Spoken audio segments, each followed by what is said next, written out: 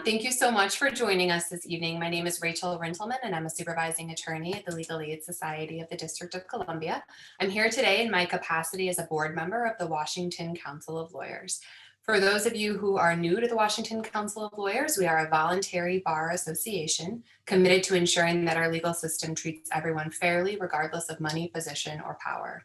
We promote pro bono and public interest law by building partnerships between the public, private, and nonprofit sectors, volunteering to provide legal services to those who need them, training and mentoring the next generation of public interest advocates, and supporting policies that expand access to justice. I encourage you to visit our website periodically for information on upcoming events, including Pro Bono Week next week, and also for future events in our racial justice series. I'd like to get us started by introducing our panel moderator for the evening, Reed Colfax. Reed is a partner at Relman Colfax. He practices primarily in civil rights litigation. His trial court practice includes challenges to discrimination in housing, public accommodations, and employment throughout the country.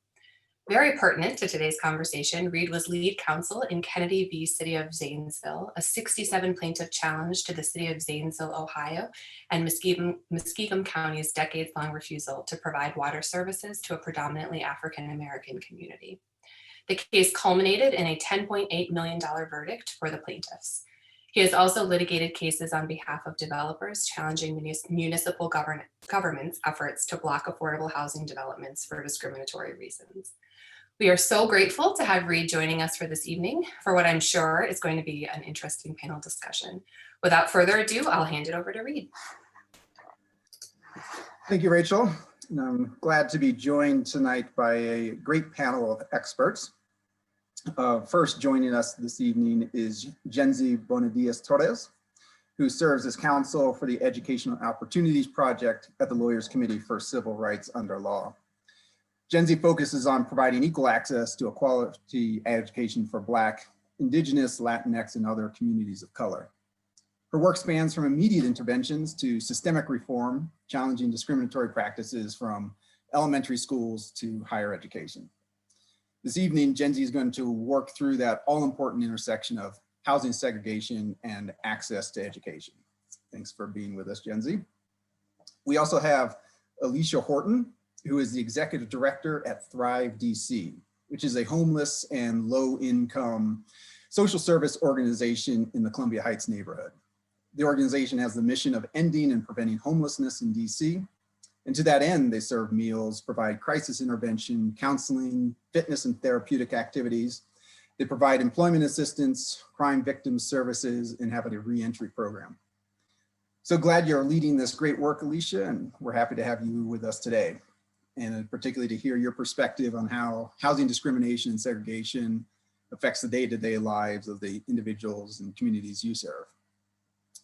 Finally, we have Greg Squires. Dr. Squires is a professor of sociology and public policy and public administration at GW University. Gregory's on the board of or a consultant to just about every civil rights organization focused on housing that you can think of. The Leadership Conference on Civil and Human Rights, Shelter Force, National Housing Institute, the Poverty and Race Research Action Council, the National Fair Housing Alliance, National Community Reinvestment Coalition, and frankly, too many others for me to list. Gregory has a long list of scholarship in every area of housing and lending discrimination, and is a go-to resource really for many of us working in the area. Thanks for being here, Greg. Now, before turning to Gregory to give us a bit of background about where this country is today in relation to housing discrimination and segregation, let me set the stage for a second. I'm going to frame my comments around the three phrases that we set forth in the subtitle of this presentation: where we live, why we live there, and why it matters. And I'm going to do this set up in the context of Memphis, Tennessee, because it's the locale of a predatory lending case where we represented the city of Memphis against Wells Fargo. And the fact of segregation in that city allowed the bank to carry out its discriminatory purpose. And it just so happens we prepared a bunch of maps for it. But what I'm about to say regarding Memphis could apply to just about any other city in this country. So first, where we live. I think we all know the answer to this one. We live in hyper-segregated geographies where so many neighborhoods have a racial or ethnic identity. Take Memphis, for example. But you can see from the map that's up on the screen that you have the green dots represent African-American individuals, the blue dots represent whites, and the orange dots represent Hispanics. And you can see that each group lives in a very defined area. Simply put, today, segregation is still here and exists in cities like Memphis and everywhere else in the country. Second, why do we live here? The causes of segregation are far too many to list. Steering, refusals to rent, blockbusting, harassment, intimidation, zoning, restrictive covenants, redlining, predatory lending, and on and on and on. But I want to emphasize two themes underpinning all of these factors that define why we live in segregated communities. First, the segregation we see is a result of a very intentional, thought out, explicitly discriminatory effort engaged in by a broad coalition of private and public entities and individuals at various levels of society. It's not a mistake, it's not happenstance, it is intentional. And second, the communities of color that have been excluded from high opportunity neighborhoods, they've had very little agency as these discriminatory actors have manipulated our housing patterns. Let me give just one example of the historical background, back to Memphis. In the 1930s, the Federal Homeowners Loan Corporation developed maps that were used to determine where lending should be encouraged and where it should be discouraged. They had a huge impact on access to credit. The Homeowners Loan Corporation classified neighborhoods based on various factors, but included the neighborhood's racial and ethnic composition as one of those factors. On this map that you see here, green is the best, and that was what it was rated for lending purposes, down to red, which was classified as hazardous. It was hazardous to write a loan in those neighborhoods. Note how the map lines up with what we just saw related to today's racial composition. The African-American communities are those that are red, that's where the term redlining came from, where lending was discouraged and rates were high, making credit essentially unavailable. In other words, the federal government participated directly in creating and solidifying the segregation we see today. And that is just one stark example among hundreds and thousands. Finally, why does it matter? These segregated communities of color that have been purposefully under-resourced and denied opportunities suffer in all socioeconomic measures. Again, in Memphis, you can see on this slide that's up now, persistent poverty lines up with predominantly African Americans. And then on the next slide, you see school performance, right? The red dots are poor performing schools, the yellow dots are better performing schools. Again, lining up exactly with the segregated city. On the next slide, you can look at employment. Look at the difference of those numbers based simply on the neighborhood where Memphis residents live. You could make an almost unlimited set of slides that look like these. You could map bank locations, grocery stores, public housing, transportation, school assignments, et cetera, et cetera, et cetera. It just goes on. At bottom, the race of your neighborhood makes a huge difference in your access to opportunity. So with that Memphis teaser, let me turn to Gregory. Gregory, we recently celebrated the 50th anniversary of the Fair Housing Act, where Congress said, it is the policy of this country to provide for fair housing throughout the United States. But I look at these maps and I wonder, how much has actually progressed toward that goal? So, Gregory, tell me what has happened in the context of housing discrimination and segregation since 1968 when the Fair Housing Act was passed. And I'm sure it's about 5 minutes. Yeah, sure. First, I want to thank the Council of Lawyers for holding the session and for inviting me to be part of it. The basic answer to Reed's question is it's a mixed bag. That's the best thing I think we can say. And this picture that is in front of you sort of captures the ambivalence with which we have long approached fair housing issues. This is a well-known picture. I think you've all seen it before. This is Norman Rockwell, who was often unfairly criticized for naively presenting a very positive view of American life. And this is often viewed as an example. We see a Black family moving in to integrate a white neighborhood, and everything's fine and dandy. What you can't see very well in this picture, and it's cropped at the top, so you actually can't see it at all, but in the painting, in the house next door, there's a window in which there's the face of an older white man looking out on the scene here, and he's clearly very unhappy about what he sees. And I think and this is a painting that was done in 1965, and this reflects, I think, the conflict or the ambivalence with which we have long approached fair housing, even though the 1968 Act was an important landmark. And there are some positive developments. Could we go to the next slide? There are a number of positive things that have happened. The first bullet point says that the Black-white index of dissimilarity has dropped from 80 to 55 in recent years. The index of dissimilarity is the most common statistical measure of segregation. It varies from 0 to 100. 100 would be total segregation. 0 would be total complete integration. And we see some progress here in recent decades. In 2012, when the Urban Institute did its last national housing discrimination study for HUD, it found that white and non-white home seekers, African Americans, Latinos, Asians, were all equally likely to get an appointment and to see at least one housing unit. There's attitudinal surveys that show that the share of whites favoring laws prohibiting housing discrimination grew from 37% in 72 to 69% in 2008. This is the direction we'd like to go. And there's been approximately $6 trillion invested in traditionally underserved neighborhoods, according to the National Community Investment Coalition, largely attributed to the Community Reinvestment Act. But let's go to the next slide. If the glass is half full, it's also half empty.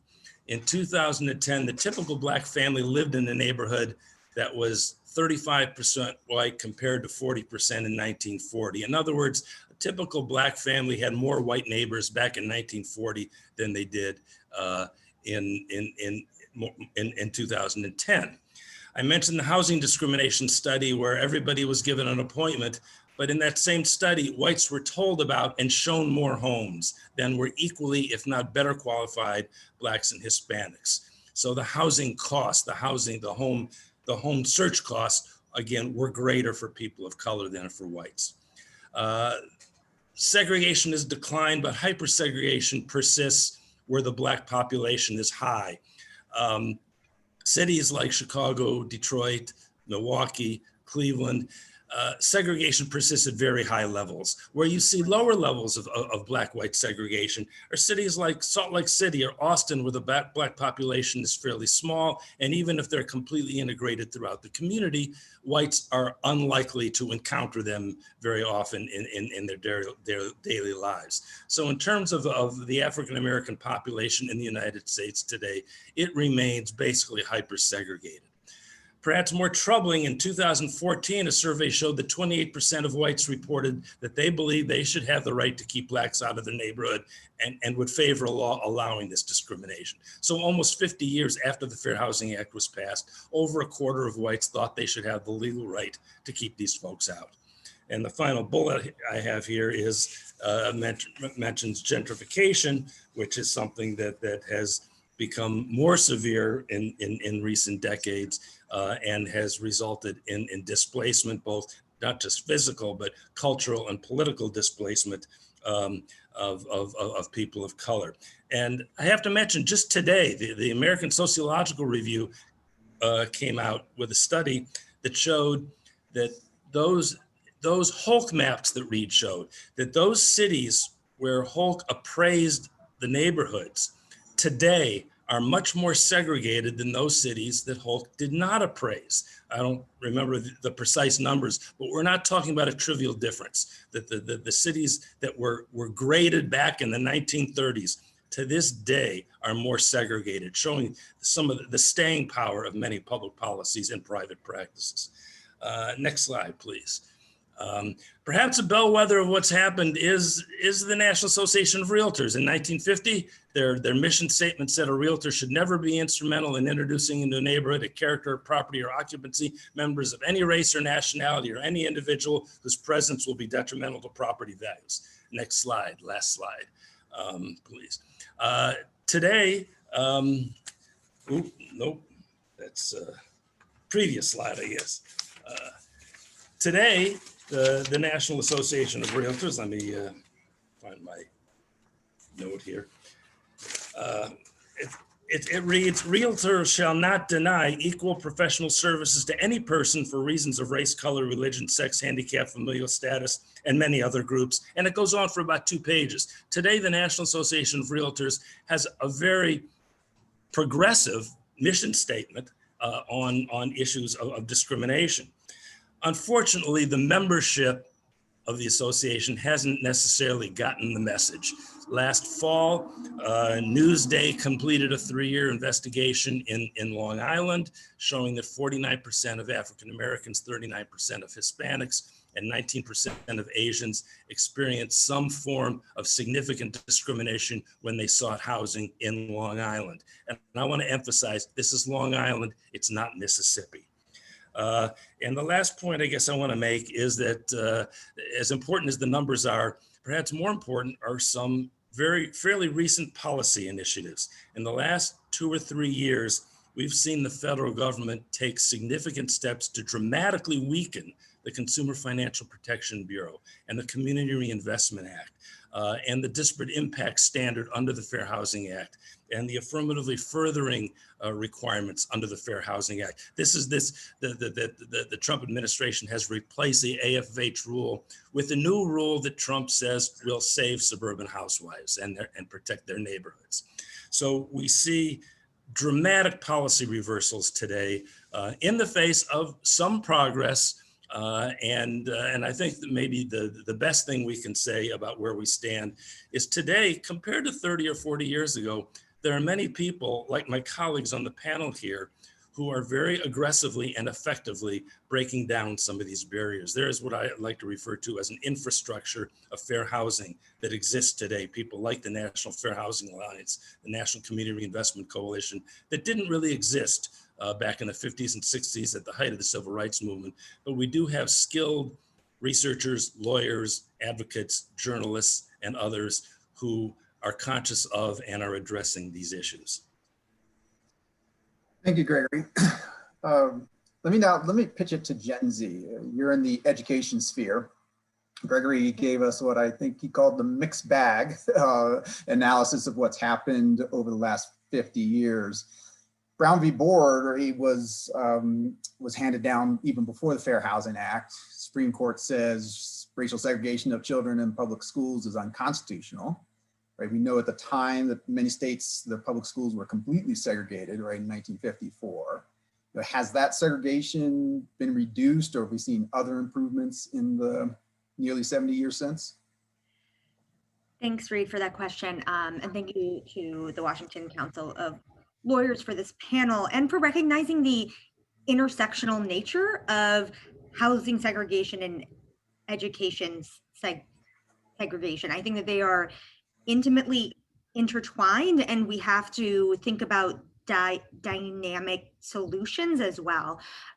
With regard to your question, unfortunately, Brown never fulfilled its promise. Our school system currently is very much characterized as being separate and very much unequal, and that's driven in large part by housing policy and education policy, which through several court decisions has mutually reinforced the segregation that we see in our neighborhoods and our schools. And I'm just going to lift up kind of 3 ways that housing and education segregation connect. And the first one is in district and school zone boundaries. And so you'll see how residential segregation commonly maps on to segregation in schools because of how we draw our boundaries. And one thing to underscore here is that in the Jim Crow South, they actually didn't rely as much on this concept of local schools and neighborhood schools. White children traveled far distances to attend same race schools, but post Brown, neighborhoods used school zones and district lines to reinforce the segregation that Brown struck down. And there was recently a study, well, there's been 2 studies by researchers that have found that most districts are reinforcing the residential segregation through how they're drawing school zone and district boundaries.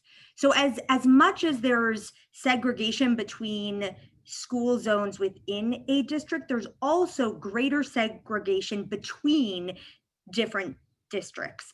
And that's because post Brown, there was a large flight by white families to the suburbs. And then the Supreme Court gave that white flight its blessing in a case called Milliken versus Bradley, which said that you couldn't actually have students cross district lines unless there was clear evidence that the suburban neighborhood had intentionally drawn the district lines with racist intent. And because of how our legal system is designed, it is very hard to prove intentional discrimination in that way.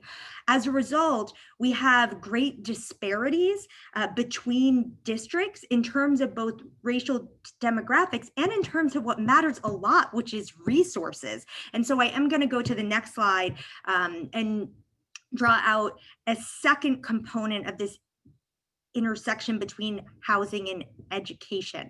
And that's very stark disparities between districts. So you have 2 districts in Connecticut, one with a non-white student population of 76% that spends about $19,000 per pupil. And then you have a neighboring district that spends about $3,000 more per pupil, which adds up with a non-white population of 11%. And the reason that I have the New Jersey district on the right-hand side is that there's nothing about how these school district lines are drawn that is natural or logical. They very much track housing patterns and siphon off the wealth of those communities. And that's in large part because of the fact that we have designed school systems that depend on property taxes for a huge portion of their funding base, generally around 45%. And so schools are being funded based on housing values. And beyond these disparities marking district lines, I do want to draw out that it's racialized as well, much like our housing policies have been. So if I can go to the next slide. This shows that high poverty school districts, regardless, are being funded at lower rates than the national average. But what this graph shows is that poor non-white school districts have lower per pupil funding than comparable poor white school districts, which is highly disturbing and problematic when we have decades of research showing that funding matters for outcomes. If I can go to the next slide. The last kind of theme to draw out here is that when we're talking about education and the impact that housing has on it, we are talking about access more broadly. So this is some research that tracked how historical redlining mapped on to current health patterns. And this is the San Francisco Bay Area as a case study. And what they found is that the neighborhoods that had been historically redlined and locked out of loans, the predominantly Black and brown neighborhoods, now had higher asthma complaints among children, which we all know has daily effects on their ability to access school and thrive and succeed. And it has current repercussions during a public health crisis that is disproportionately ravaging Black and Brown communities as well. So I will stop there, except for to say that this is an issue that the Lawyers Committee is deeply involved in right now because of the trends towards many districts trying to secede to further segregate their own communities from the more diverse surrounding areas. And we have a current lawsuit that's challenging that, but we can get into that with further questions. Thanks, Reed. Great, thank you, Jenzy. So let's bring it a bit down from the abstract and these like big picture trends down to everyday life experiences. Alicia, you work on a day-to-day basis with communities and individuals who may be affected more than anybody else by the lack of access to resources and opportunities. How does the discrimination in housing and education affect the clients that you serve? Well, as I'm looking at these very learned and incredible examples of discrimination, it makes absolute sense that the individuals and families that we work with every day really don't stand a chance. I mean, they are, experiencing discrimination on many levels, but certainly the housing issue is what is the primary destabilizing factor in their lives. We see clients every day who are looking for opportunities to get back on their feet, who are struggling to find ways to stabilize their lives and achieve a level of independence and self-sufficiency that so many of us take for granted. But it feels like they are blocked at every impasse. We have clients that have finally gotten a voucher.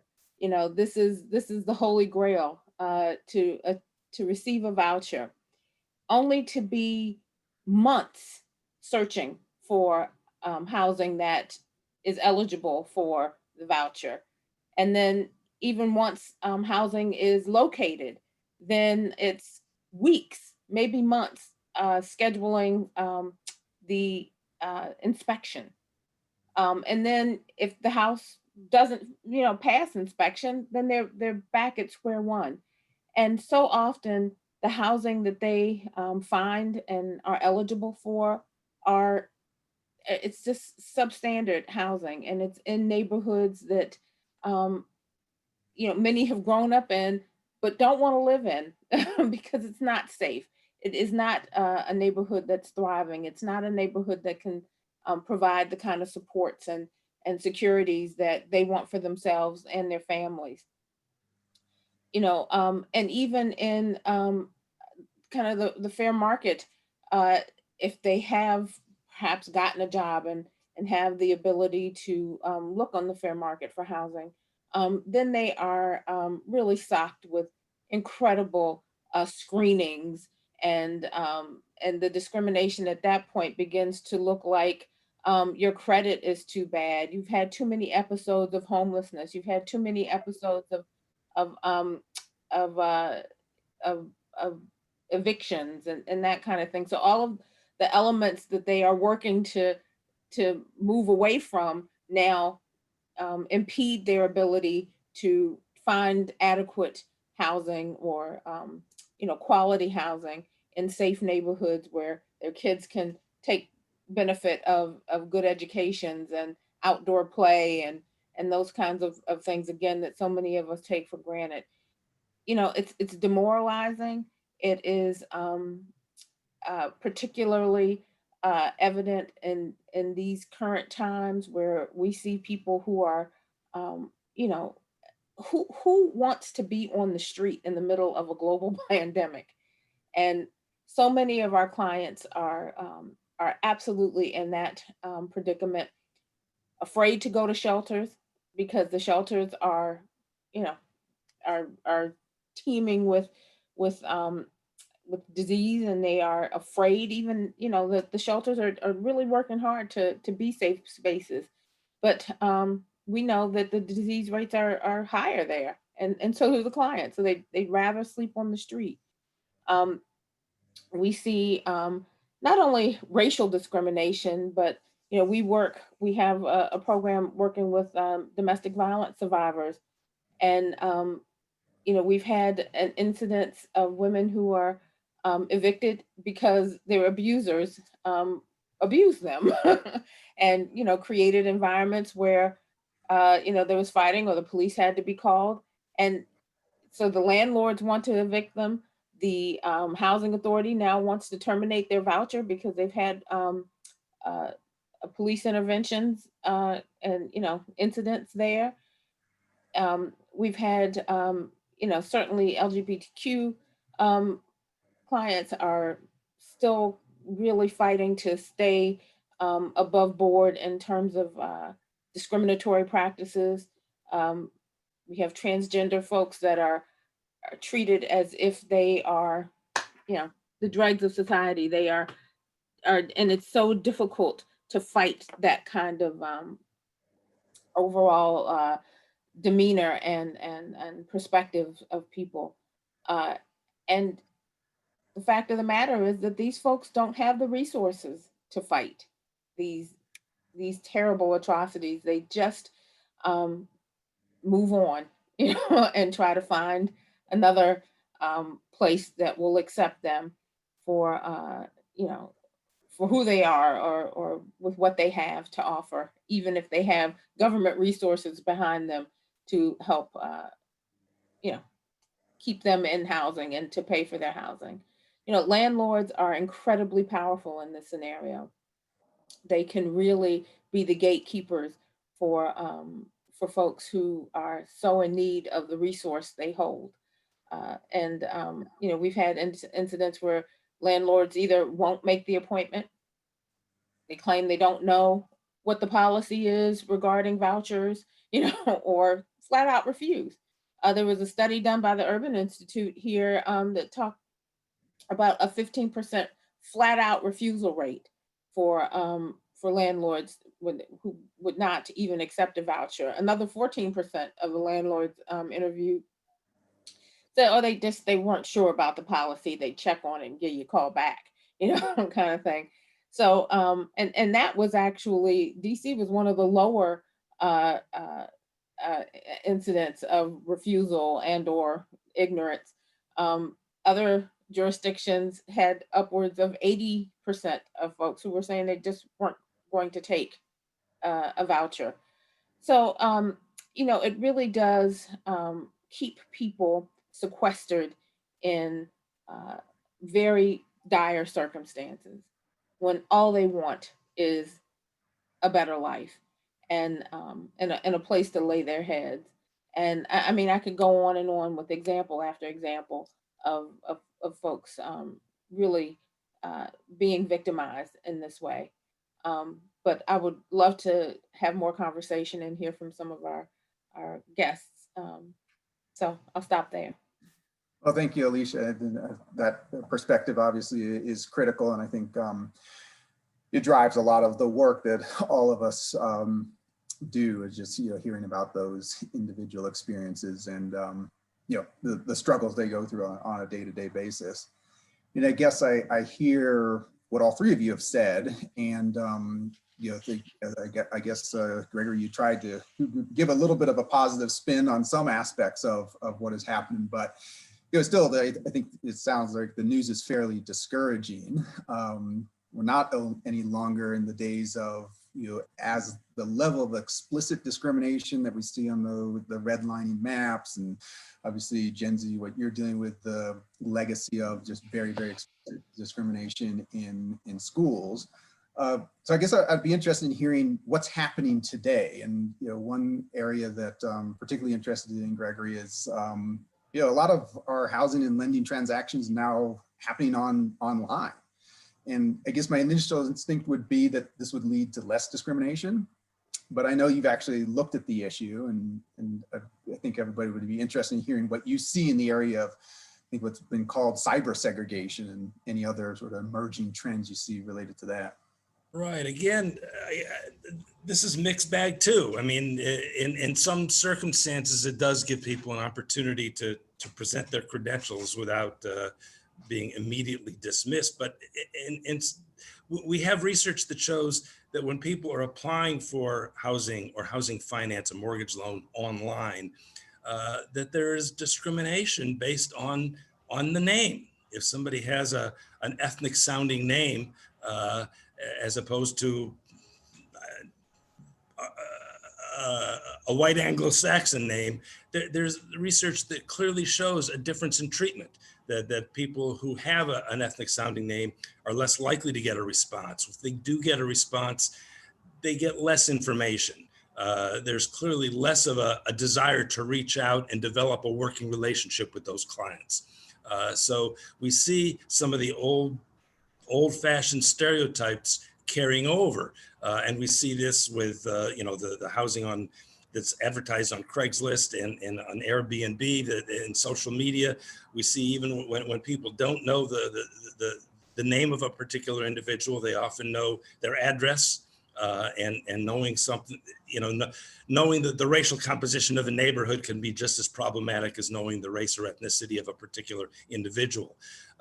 So the electronic vehicles for home searches is here to stay. It's not going anywhere, but once again, it needs the kind of vigilance that other pieces of the housing market have received, or we're going to see the same kinds of patterns carried out over and over again. Let me stay with the current for a moment, and Jenzi, ask you this. Obviously, the COVID-19 pandemic has upended life as we know it. But it seems like maybe one of the longer lasting ramification will be felt in the context of the education of our children. You talked about a variety of racial and ethnic disparities in our schools. How is COVID-19 impacting those inequalities? Yeah, so I would say that the effects cut deep. On a financial level, the fact that, again, so much of school funding comes from property taxes, the rest of it does come from state funds. And lower income school districts, so those that have less property wealth, in large part because they were locked out of better loans and better housing opportunities because of the discrimination that you talked about, they are more reliant on state funds. And so the type of recession and economic hit that we are experiencing and going to continue to experience because of COVID-19 is going to result in greater cuts in these districts that have lower property wealth and that are more reliant on state funds for their funding. The second thing to draw out, of course, is that as we transition into this remote or distance learning, that has tremendous impacts for kids, where there's a digital divide. So nearly twice as many Black families than white families lack a computer and broadband internet access, and that's nearly 1.5 times as many Hispanic families lack broadband access and a computer.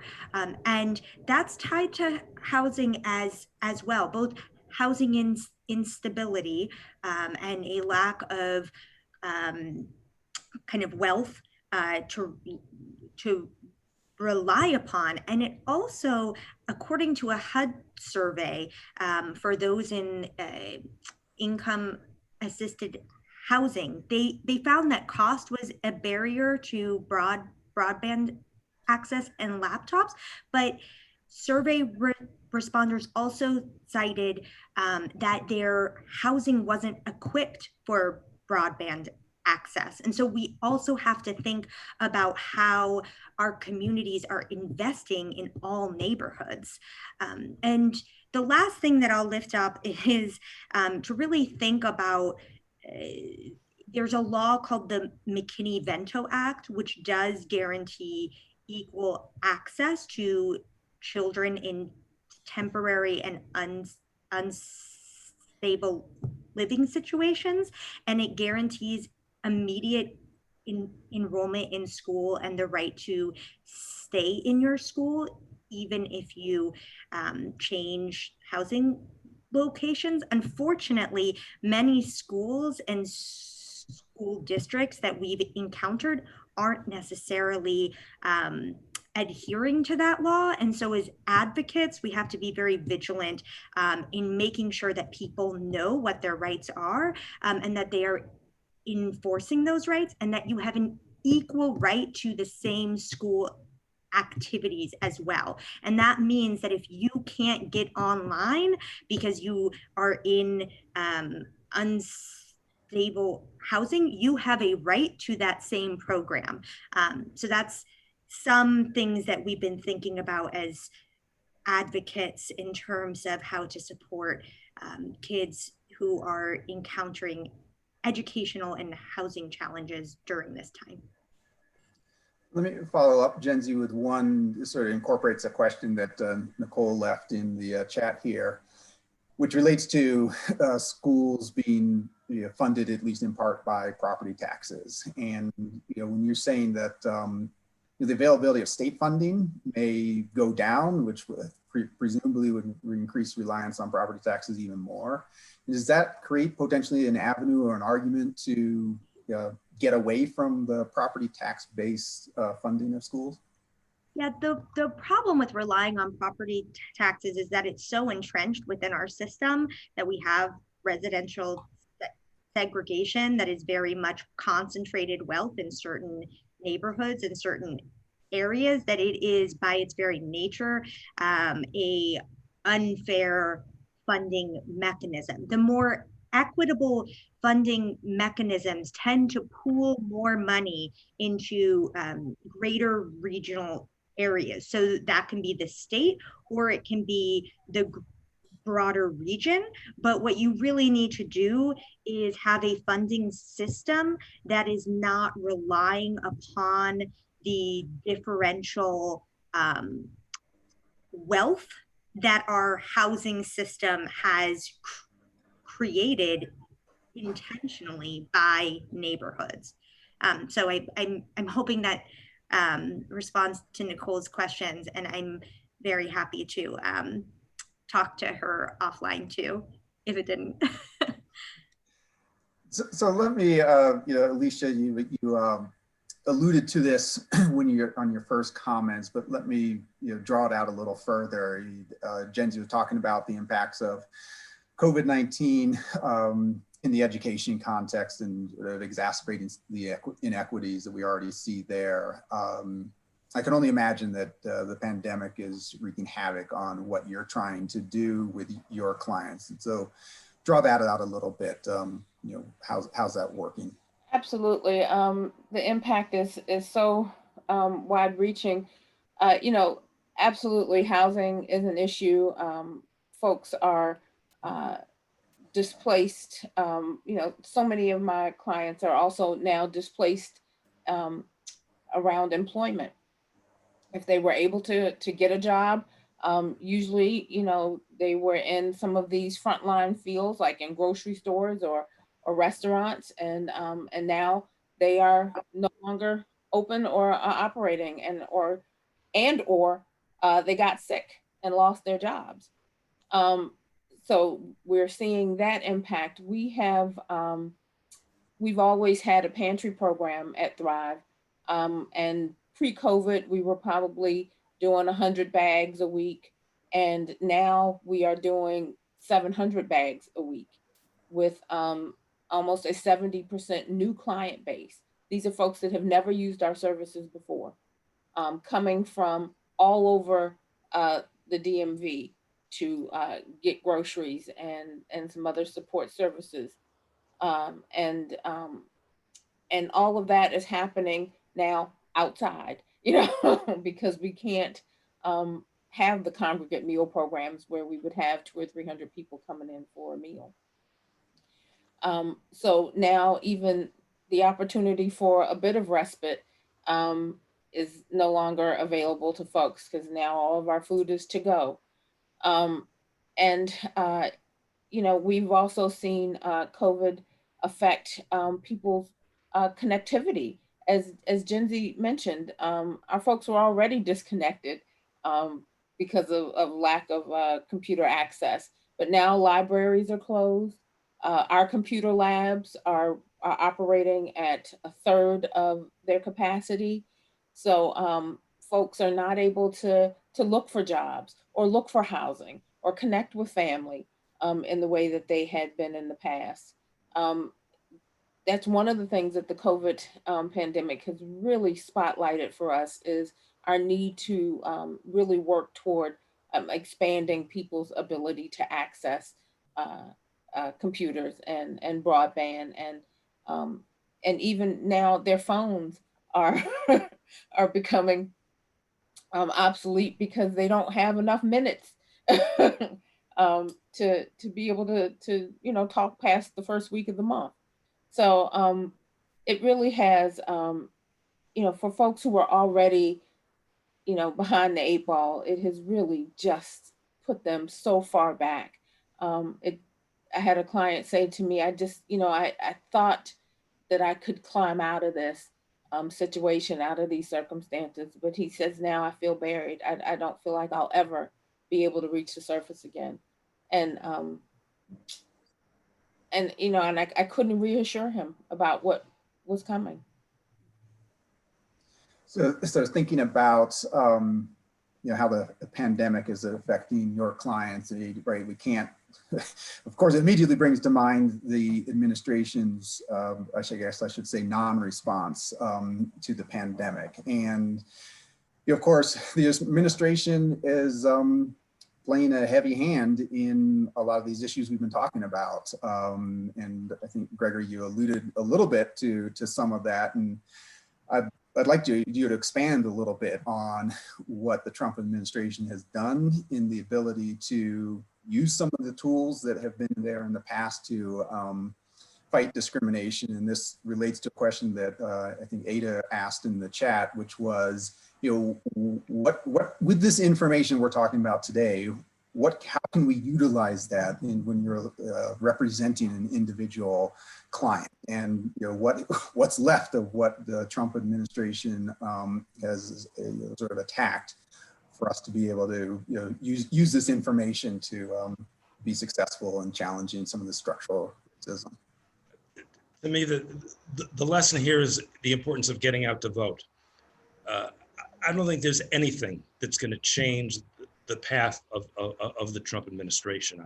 I can't imagine what could be done to get them to alter their course. The Secretary of Housing and Urban Development says that poverty is a choice. The president said he's done more for Black people than any president since Abraham Lincoln.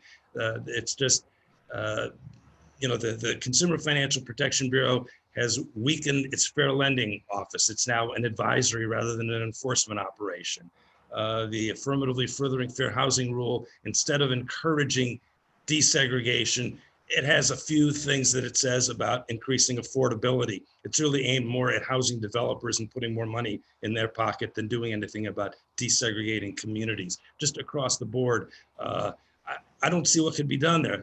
It does seem to me, and let me take a minute here, if I could, that the next step is not only do we need to get back to the point where we can effectively enforce the Fair Housing Act and other fair lending rules, but getting back to 2016 isn't the solution either. I think, to me, the next step of the civil rights movement in the area of housing is to think about housing as a right rather than something that one earns if they make enough money in the private housing market and they can buy a home. That there's a Right to the City Alliance and a Housing First movement that is trying to get people to understand housing as a right and not something that is only available to people who happen to make enough money to be able to buy a home. And this means a number of things concretely. I think it means preserving and retaining the public housing that we have. It means extending eviction moratoriums and mortgage forbearance programs. It means providing legal assistance to people who face evictions. There's research that shows when people have access to legal assistance, it dramatically improves their chances of being able to stay in their home. It means putting some teeth into community benefits agreements that some nonprofit organizations are negotiating. National Community Investment Coalition has negotiated over $170 billion worth of agreements with lenders like Wells Fargo and Morgan Stanley to increase mortgage and small business lending. But we need to think of housing as something that people are entitled to because they're residents of cities, not because they earn a certain amount of money. And the last thing I'll say along these lines in terms of the housing first movement, traditionally we think, you get a good education so you can get a good job and then you can buy your housing. And the housing first folks say, you need to turn that around. You need to reverse that order. That until you stabilize somebody's housing situation, they cannot do a job search. They can't plan the next stage of their education. They can't manage their stock portfolio or do anything. If you don't know where your kids are going to have dinner tomorrow night or where you're going to sleep at the end of the week, it's very hard to think about doing the kind of job search that we're all told that we should be doing. So what I'm suggesting is not only do we need to think about housing as a right, but that housing comes first. And that's a step towards addressing many of these other problems that we're talking about. And could I actually add to that, Gregory, not just any housing, but quality housing. Decent and affordable housing. Exactly. Yeah. I think we see so many of our clients, there's a whole segment of our client community that are living in these substandard housing development, so for lack of a better word, where they're paying, a minimal amount of rent. But I mean, literally, these are run down, uninhabitable buildings with, some created electricity from some other building and, brought in water. And I mean, just, camping would be a good description. But,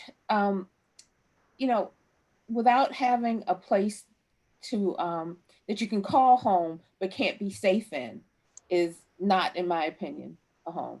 It is just a place to lay your head. And I think the right to housing has to be, as David said, we have to have a quality level of housing requirement.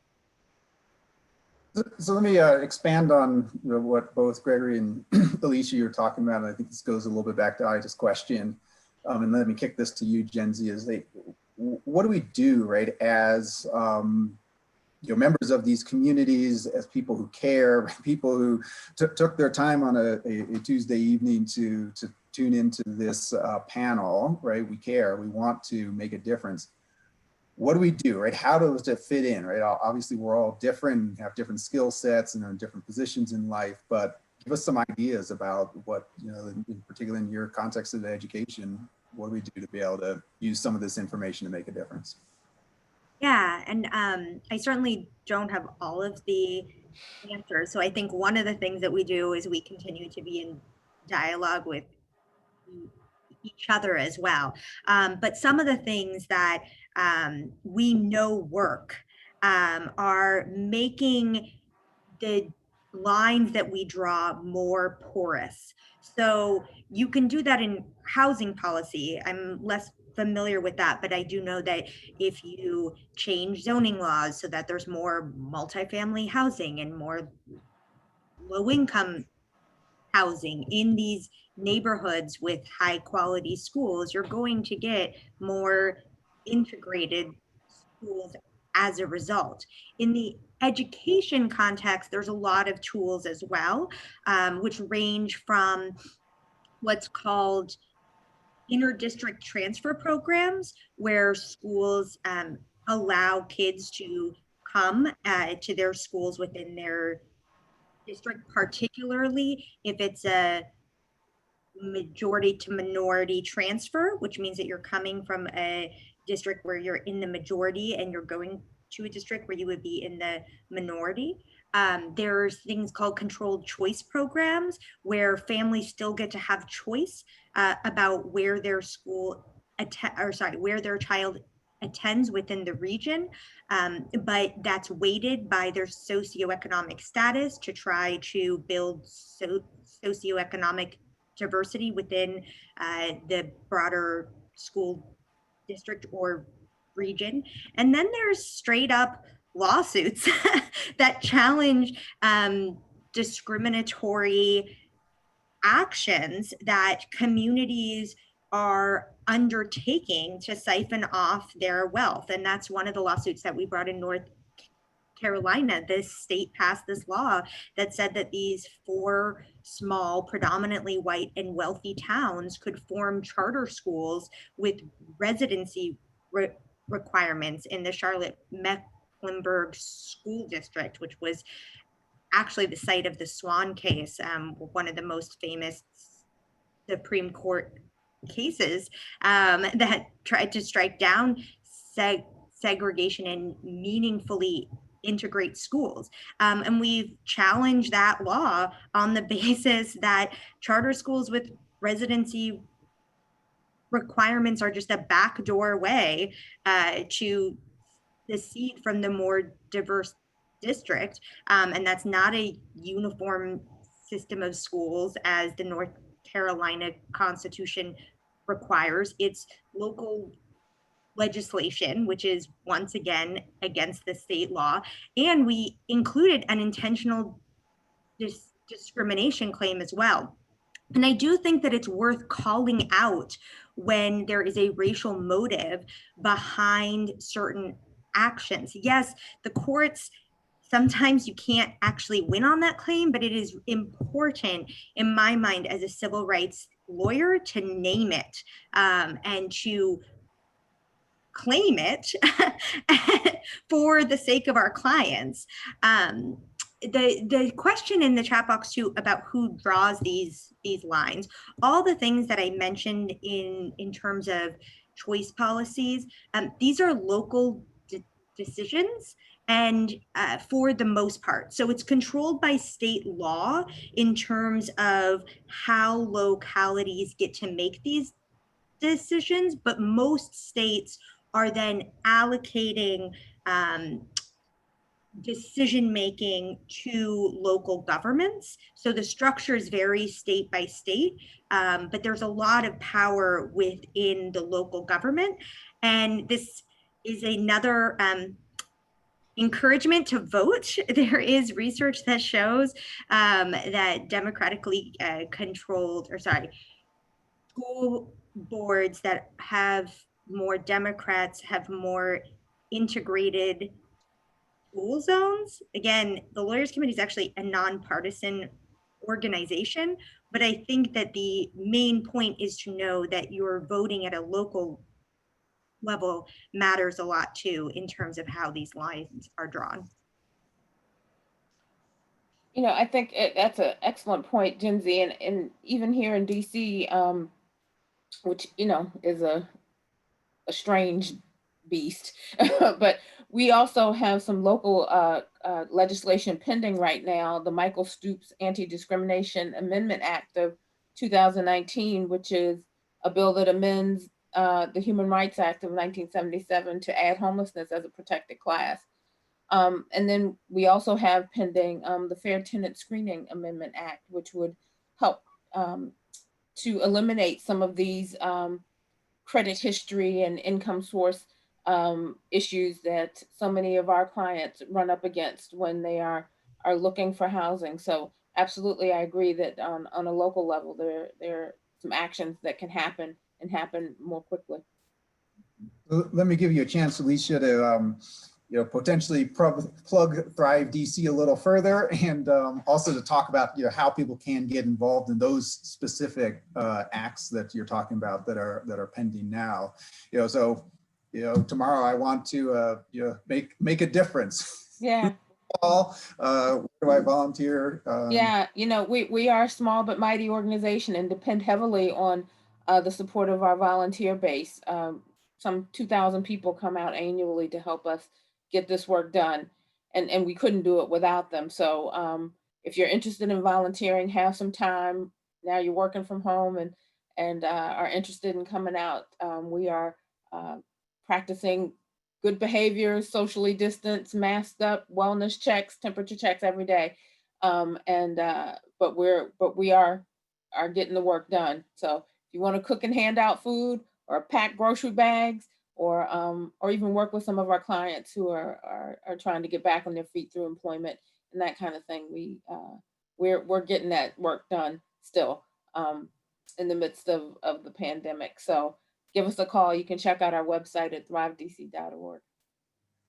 Great, thank you. Thank you, Reed. Gregory, there's a question in the Q&A box related to the impact of COVID-19 on foreclosures and loss mitigation. I anticipate a similar question could be asked about evictions.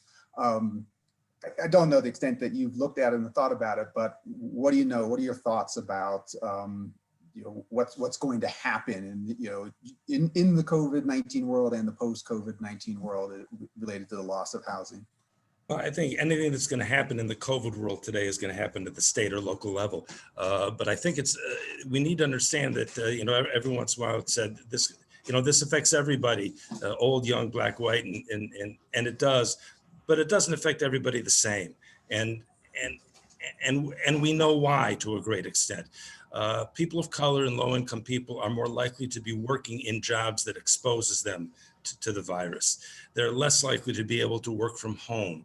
They're more likely to have lost a job and therefore lost their health insurance. They're more likely to live in neighborhoods that are polluted from air and water pollution, which again makes them more vulnerable to the virus. They live in denser housing. They're more likely to have 2 or 3 generations of families living in their housing.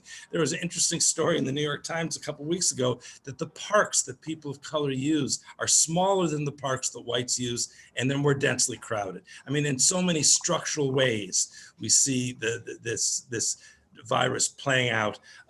Now, obviously, I'm hopeful, I'm confident we'll have a virus, and 2 years from now, maybe we won't be talking about these kinds of things. But it shows the fundamental reality of structural inequality and racism. And we can't just compartmentalize it and say, well, here in schools we can do this, and housing we can do that, and healthcare we can do that. I mean, we need to do all those things, but it seems to me we need to come to terms with the fundamental realities of inequality. Inequality is much greater today than it was in 1970 or in the 1970s.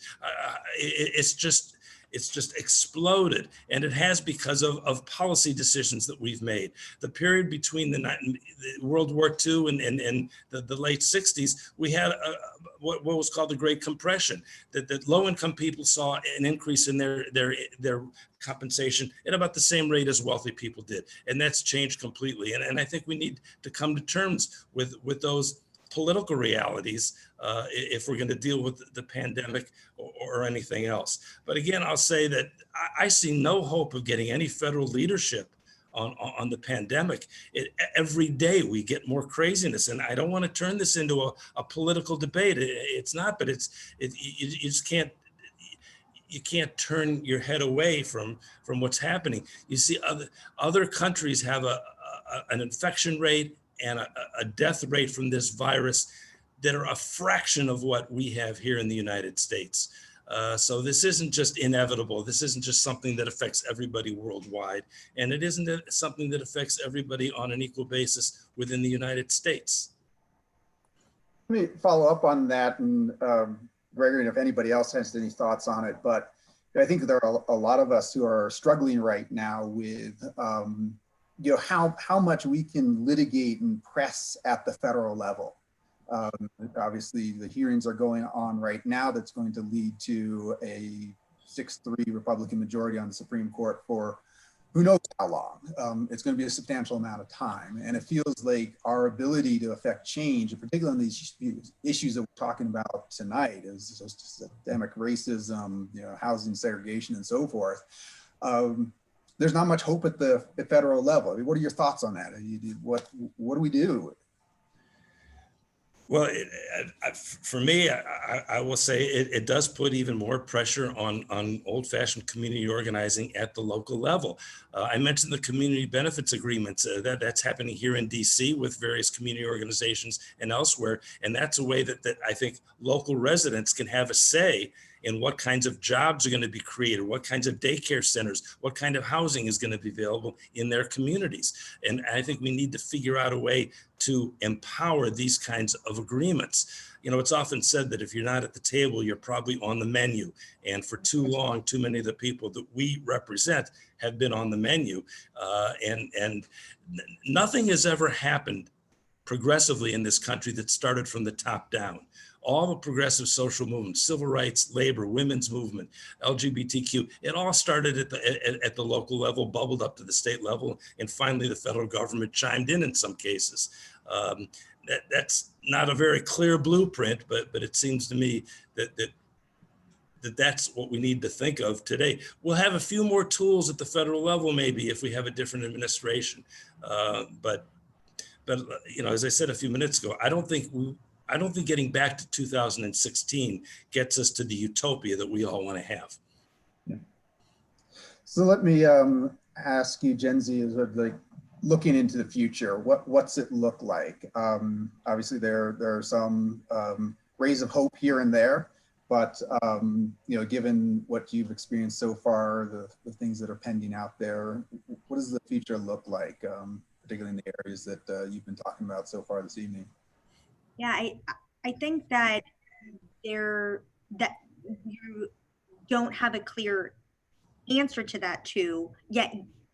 What I do think we know is that there's a lot of energy and soaring rhetoric right now about acknowledging systemic racism that has not been transformed into policy change.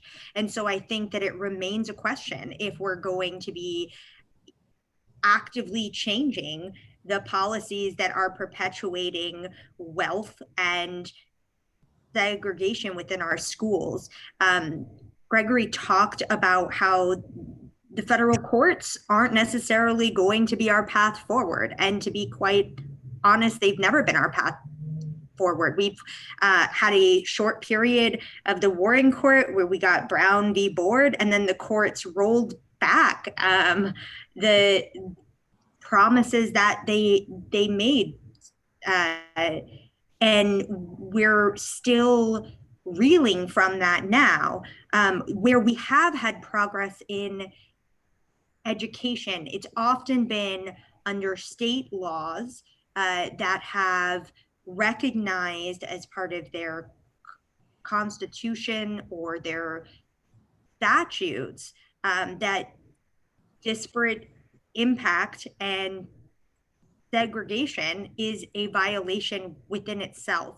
And so there's been a push recently to try to revive some legislation locally that prohibits disparate impact within educational context. And I think that can go a long way to recognize that when we see trends of racial disparities, those are unlawful when there's a less segregative means to accomplish the same goal. So I suppose, energized to try to move forward legislation at the local level to enforce some of the soaring rhetoric that we've heard in the recent months. And same question to you, Alicia, because I think, yeah, go ahead, Gregory. I guess positive news lately, and Reed, you know this better than probably anyone else on the panel. At least the Trump administration has acknowledged that there is a disparate impact standard under the Fair Housing Act. You know, a lot of insurance companies and mortgage lenders say there isn't, and they argue strenuously that there shouldn't be a disparate impact standard. The fact that the Trump administration has issued a new rule on disparate impact, at least we can say is a concession acknowledging that there is such a thing. And you know, they've got their rule. Maybe in a few years we can write a different rule. That's one small thread of good news we can hang on to. Yes, and I should have been clear that the education context is somewhat different than the housing context here, where we don't have that same tool within the school system under current federal precedent. And so The states where it does exist, there's been many more effective lawsuits, progress within those localities. But yes, I am similarly glad that it still exists under the Fair Housing Act as we know it. And I'll just note that cases have been filed and more cases will be coming challenging the Trump's attempt to just completely gut the disparate impact rule. I think their rule comes in effect maybe next Friday. But the battle lines have been drawn, that there will not be an easy path for them to get that in place. Let me go back to you, Alicia, and get your take on what the future looks like. Yeah, we're gearing up. We are anticipating some very difficult times to come for our client community. With the sunset of moratoriums on eviction, we are anticipating a wave of homelessness.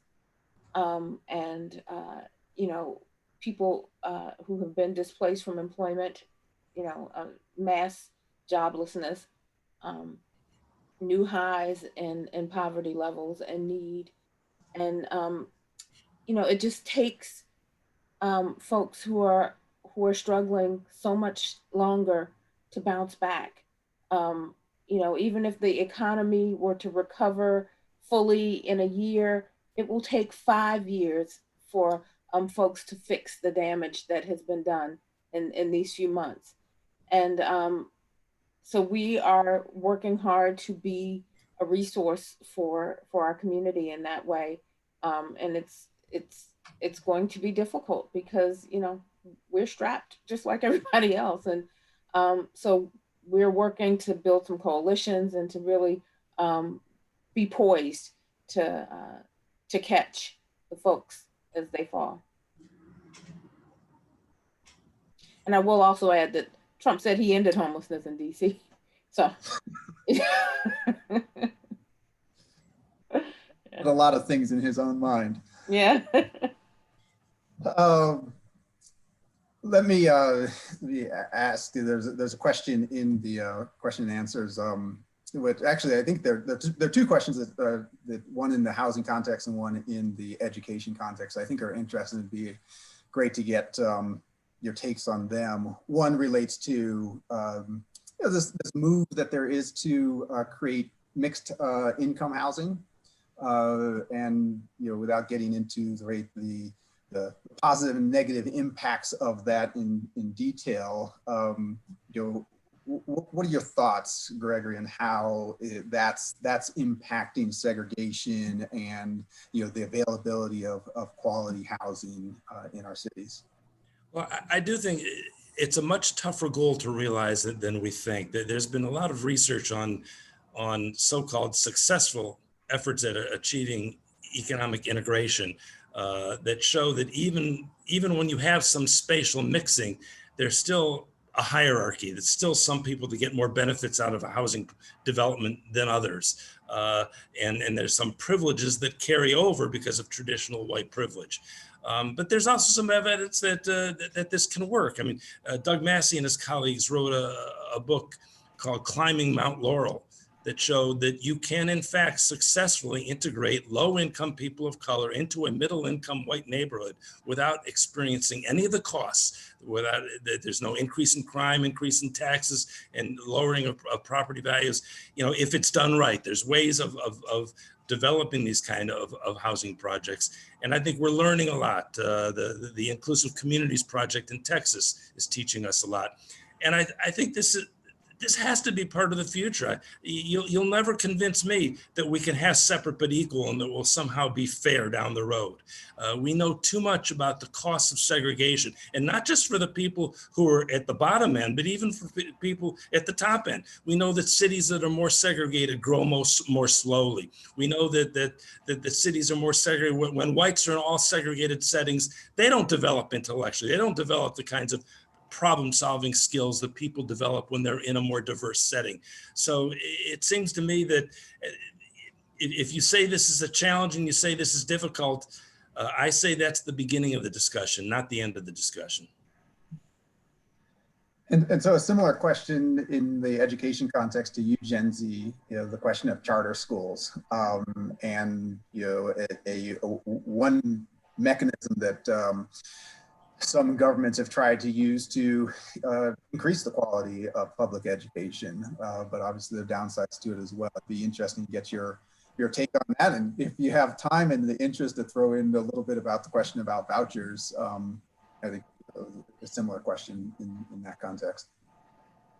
Yeah, I think vouchers is very clear cut in that the research has shown that they have the effect of exacerbating segregation by race and by income across localities.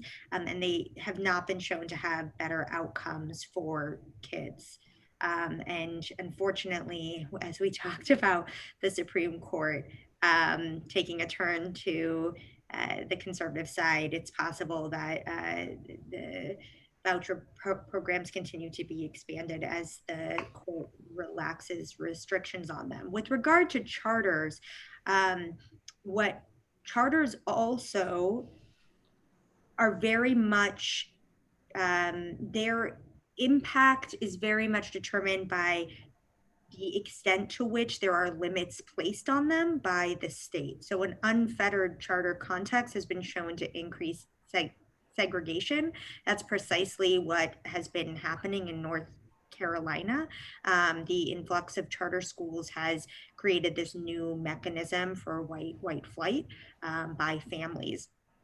If there's sort of limits placed and they're cited in very deliberate ways to increase integration, they can help to promote breaking down some of the district lines, but it has to be a hands-on approach by the state or the local city, and oftentimes that's not what we've seen. I did see that there was a question specifically related to DC, and I am not as familiar with DC law, so I can't actually speak to how you would limit that charter schools powers, but generally speaking, that is controlled by state or local legislation. And oftentimes we found that charters don't actually cross all the T's and dot all the I's, and public records request laws, which permit you to request records from any agency that's receiving federal funds, including charter schools, often can expose unsavory practices that charters are engaging in and how they aren't following the laws on the book. So we found that public records request can be a legal tool. It can also be a great advocacy tool to really show the disparities that are embedded within the system. Great. So there's one last question in the question and answer box, and I guess given where we are right now in this country, it's a little demoralizing, but it's a good question of whether there are other countries that could serve as a model, right? I think from when we started this conversation till now, we've identified a lot of things that the United States at every level, from the federal level down to a very local level, have done wrong. And I think it's a good question that's been asked of whether anybody has looked at other countries and are there other examples or models that could do better, even assuming we have a different administration and that can do better than what we've seen in this country.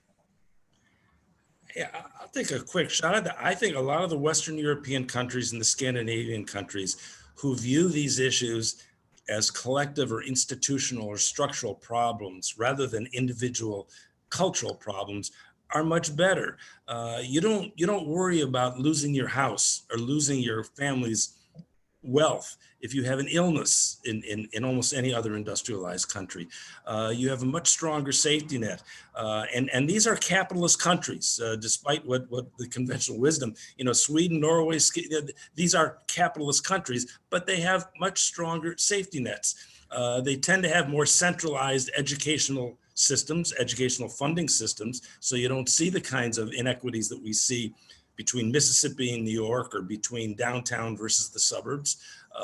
So I think there, as has often been said, we're the only industrialized country in the world without a universal health insurance plan.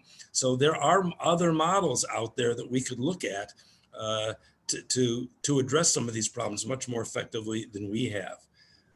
And the last thing I'd like to say before we leave, Reed, I hope you'll spend a minute or two talking about how you see these things going forward. Well, unfortunately, Gregory, we've run out of time. But seriously, I thank all three of you.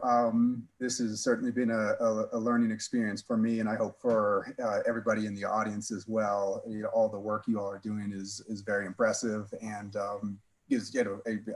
I see it not just today, but in watching all of your work, knowing it's making a difference. So thank you all, and thank you all for being on the panel. And I will kick it to Rachel to close this up. I was actually turning on my video to try to gesticulate to you that you were welcome to take my time if you wanted to. But I do want to be respectful of everyone's time. And I want to thank you all for joining us tonight. And a special thanks to Reed, our wonderful moderator, and our panelists this evening. I have to say, I've been practicing in the area of housing law for 12 years. But this evening is a great reminder that there's always more to learn. And I personally have really benefited from your perspectives. So I'm really, really grateful to you for sharing them. I wanted to reiterate briefly, I dropped this in the comments, but for those who are in DC, there is an opportunity to testify on the two bills that Alicia mentioned. And since the emerging theme tonight is sort of, politics is local, make sure to focus, on your local issues. That's something that I wanted to just flag for folks who might have interest in testifying either virtually or in writing. And of course, because it cannot be said enough, everybody please vote, both for the national elections and for local races as well. And then finally, to all of our attendees, if you enjoyed this event, I encourage you to consider becoming a member of the Washington Council of Lawyers. You can learn more about us and our upcoming events, including Pro Bono Week next week, on our website at wclawyers.org. Thanks again so much to everyone. This was a really wonderful discussion, and I appreciate you all. Thank you. Yeah.